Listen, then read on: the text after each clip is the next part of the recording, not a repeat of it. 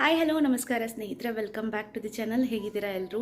So ಇವತ್ತು ಶುಕ್ರವಾರ ಬೆಳಗ್ಗೆ 5:30 ನನ್ನ ವ್ಲಾಗನ್ನು ನಾನು ಸ್ಟಾರ್ಟ್ ಮಾಡ್ತಾ ಇದ್ದೀನಿ. ಇವಾಗ ಸ್ನಾನ ಎಲ್ಲ ಮಾಡ್ಕೊಂಡು ಬಂದಾಗಿದೆ. ಇವಾಗ ದೇವರಿಗೆ ನೈವೇದ್ಯ ಮಾಡಬೇಕು.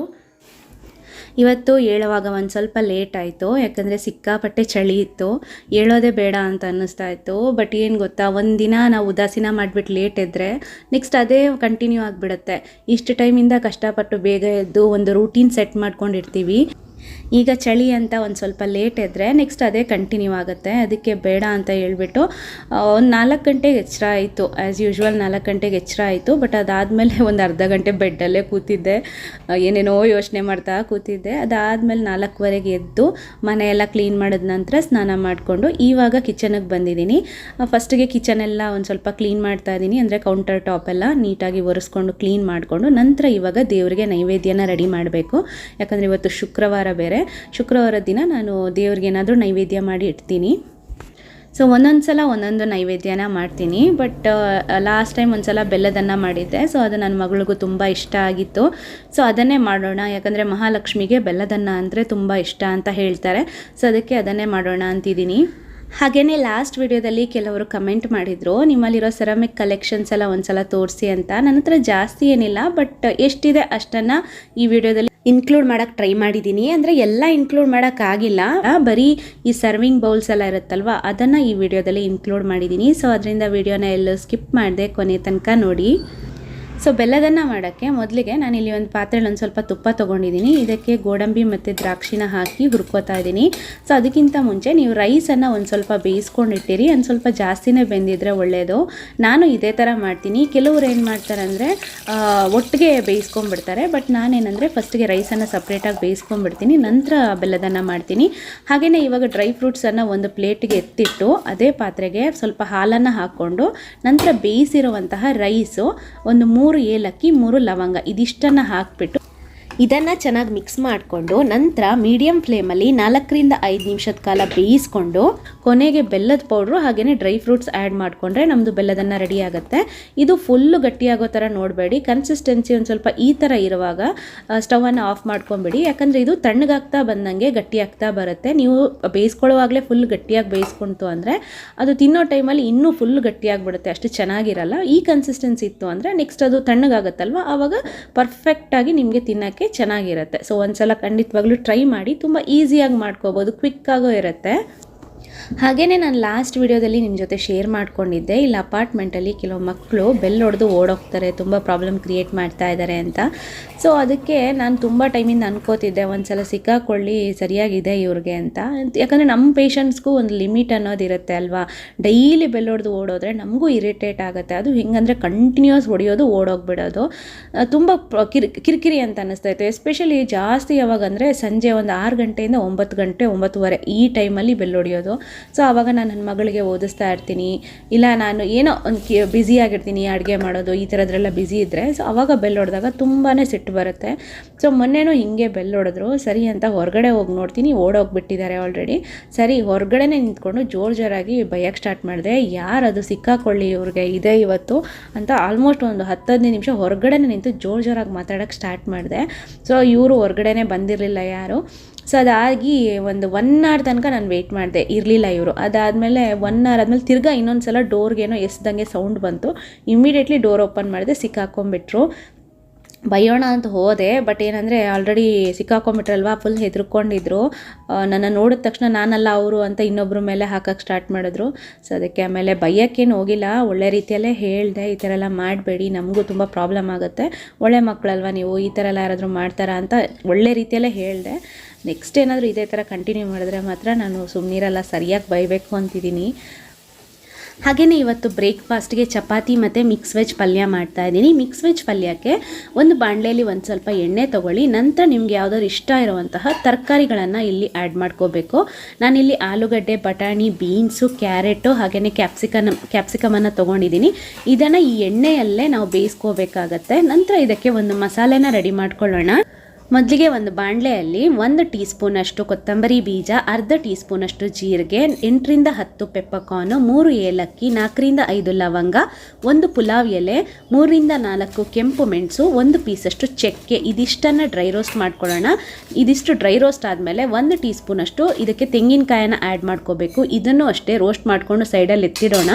ಈಗ ಅದೇ ಬಾಣಲೆಗೆ 1 ಟೇಬಲ್ ಸ್ಪೂನಷ್ಟು ನಾನಿಲ್ಲಿ ಬಿಳಿ ಎಳ್ಳನ್ನು ತೊಗೊಂಡಿದ್ದೀನಿ. ಇದನ್ನು ರೋಸ್ಟ್ ಮಾಡಿಕೊಂಡು ಇದೆಲ್ಲನೂ ಒಂದು ಮಿಕ್ಸಿ ಜಾರ್ಗೆ ಹಾಕ್ಬಿಟ್ಟು ಒಂದು ಸ್ವಲ್ಪ ನೀರನ್ನು ಹಾಕೊಂಡು ನುಣ್ಣಗೆ ರುಬ್ಕೊಳ್ಳಿ. ಈಗ ಒಂದು ಬಾಣಲೆಗೆ ಒಂದು ಸ್ವಲ್ಪ ಎಣ್ಣೆ ಹಾಕೊಳ್ಳಿ. ಇದಕ್ಕೆ ಒಂದು ಕಟ್ ಮಾಡಿರುವಂತಹ ಈರುಳ್ಳಿ ಹಾಗೆಯೇ ಅರ್ಧ ಟೀ ಸ್ಪೂನಷ್ಟು ಶುಂಠಿ ಬೆಳ್ಳುಳ್ಳಿ ಪೇಸ್ಟನ್ನು ಹಾಕ್ಕೊಂಡು ಇದರ ಹಸಿ ವಾಸನೆ ಹೋಗೋ ತನಕ ಚೆನ್ನಾಗಿ ಫ್ರೈ ಮಾಡ್ಕೊಳ್ಳಿ. ಈಗ ಒಂದು ದೊಡ್ಡ ಟೊಮ್ಯಾಟೋನ ಪ್ಯೂರಿ ಮಾಡಿಬಿಟ್ಟು ಇದಕ್ಕೆ ಹಾಕೋತಾ ಇದ್ದೀನಿ. ಇದನ್ನು ಅಷ್ಟೇ ಚೆನ್ನಾಗಿ ಮಿಕ್ಸ್ ಮಾಡಿಕೊಂಡು ಇದರ ಹಸಿ ವಾಸನೆ ಹೋಗೋ ತನಕ ಚೆನ್ನಾಗಿ ಫ್ರೈ ಮಾಡ್ಕೊಳ್ಳಿ. ಇದಕ್ಕೆ ನಾವು ಆಲ್ರೆಡಿ ಮಾಡ್ಕೊಂಡಿರುವಂತಹ ಮಸಾಲೆ ಇರುತ್ತಲ್ವ, ಸೊ ಅದನ್ನು ಆ್ಯಡ್ ಮಾಡಿಕೊಂಡು ಇದನ್ನು ಚೆನ್ನಾಗಿ ಮಿಕ್ಸ್ ಮಾಡ್ಕೊಳ್ಳಿ. ಇದಿಷ್ಟ ಆದಮೇಲೆ ಇದಕ್ಕೆ ನಾನು ರುಚಿಗೆ ತಕ್ಕಷ್ಟು ಉಪ್ಪು, ಖಾರದ ಪೌಡ್ರು ಹಾಗೆಯೇ ಒಂದು ಸ್ವಲ್ಪ ಅರಿಶಿನ ಹಾಕೋತಾ ಇದ್ದೀನಿ. ಇದನ್ನು ಚೆನ್ನಾಗಿ ಮಿಕ್ಸ್ ಮಾಡಿಕೊಂಡು ಸ್ವಲ್ಪ ನೀರು ಹಾಕಿಬಿಟ್ಟು ಇದನ್ನು ಮುಚ್ಚಿಬಿಟ್ಟು ಒಂದು 2 ರಿಂದ 3 ನಿಮಿಷ ಬೇಯಿಸ್ಕೊಳ್ಳಿ. ಈಗ ಇದಕ್ಕೆ ನಾವು ಆಲ್ರೆಡಿ ಬೇಯಿಸ್ಕೊಂಡಿರುವಂತಹ ತರಕಾರಿನ ಹಾಕೊಳ್ಳೋಣ.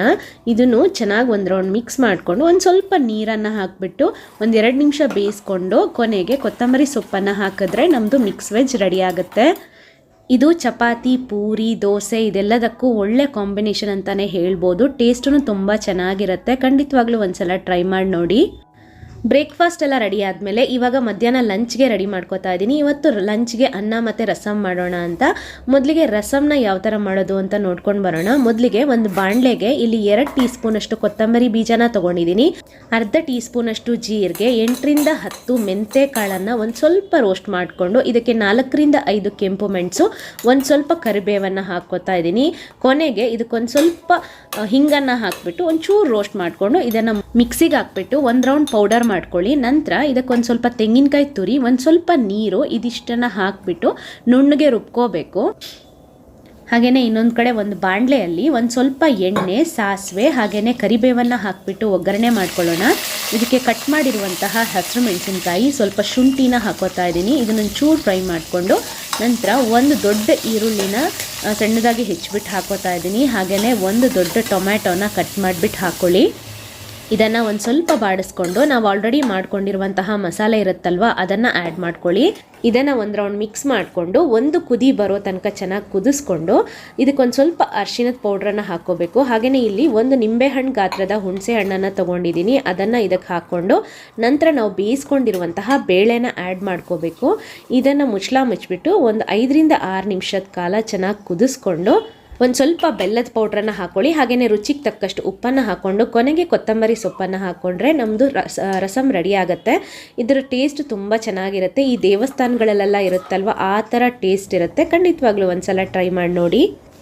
ಹಾಗೆಯೇ ಇವಾಗ ಕಡಲೆ ಬೀಜದ ಸಲಾಡ್ ಮಾಡ್ತಾ ಇದ್ದೀನಿ. ನಾನಿಲ್ಲಿ 1 ಕಪ್ಪಷ್ಟು ಕಡಲೆ ಬೀಜನ ರಾತ್ರಿನೇ ಚೆನ್ನಾಗಿ ತೊಳೆದ್ಬಿಟ್ಟು ನೆನೆ ಹಾಕಿದ್ದೆ. ಅದನ್ನು ಇವಾಗ ಒಂದು ಕುಕ್ಕರ್ಗೆ ಹಾಕ್ಕೊಳ್ಳೋಣ.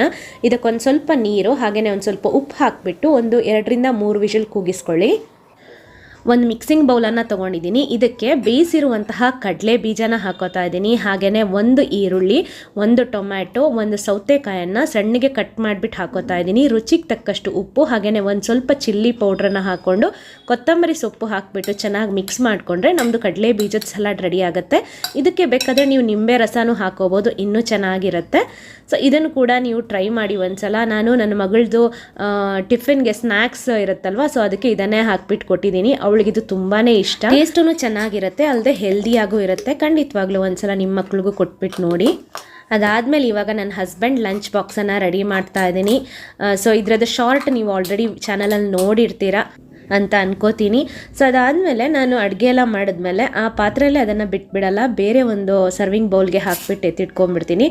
ಯಾಕಂದರೆ ಅಡುಗೆ ಮಾಡಿರೋ ಪಾತ್ರೆಯಲ್ಲಿ ಹಾಗೆ ನಾವು ಇಟ್ಬಿಟ್ಟು ರಾತ್ರಿ ಹೊತ್ತು ವಾಶ್ ಮಾಡೋಣ ಅಂತ ಹೇಳಿದ್ರೆ ಅದು ಡ್ರೈ ಆಗಿಬಿಟ್ಟು ಆಮೇಲೆ ವಾಶ್ ಮಾಡೋ ಟೈಮಲ್ಲಿ ತುಂಬ ಕಷ್ಟ ಆಗುತ್ತೆ. ಅದಕ್ಕೆ ಸರ್ವಿಂಗ್ ಬೌಲ್ಗೆ ಹಾಕ್ಬಿಟ್ಟು ನಂತರ ಆ ಪಾತ್ರೆನೆಲ್ಲ ಒಂದು ರೌಂಡ್ ವಾಶ್ ಮಾಡ್ಕೊಂಡ್ಬಿಡ್ತೀನಿ.